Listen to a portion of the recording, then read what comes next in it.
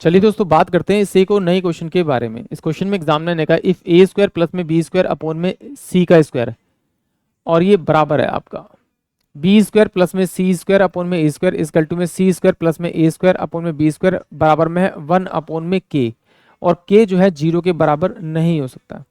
तो चलिए आइए सॉल्व करते हैं।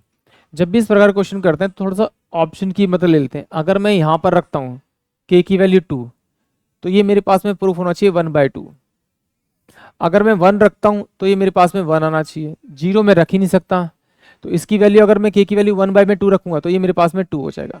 अब देखिए ऐसी कौन सी वैल्यू है जो मैं इसके अंदर रखूंगा और ये इन सब की जो रेशियो है वो बराबर हो जाएगी 2/1 या फिर 1/2 या फिर 1 के बराबर। तो अगर मैं ए की वैल्यू 1 रख लूँ, बी की वैल्यू 1 रख लूँ, सी की वैल्यू 1 रख लूँ तो ये मेरे पास में 2/1 हो जाएगा। अब ये बराबर होना चाहिए इसके, तो सेम वैल्यू अगर मैं यहाँ पर रख लूँ, मतलब बी की वैल्यू 1 मान लूँ, सी की वैल्यू 1 मान लूँ, तो ए की वैल्यू 1, तो ये मेरे पास में 2/1 हो रहा है।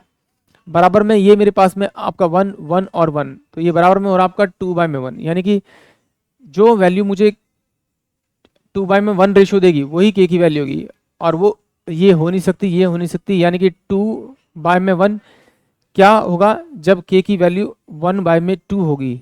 आई होप आप सभी को क्वेश्चन समझ में आया होगा।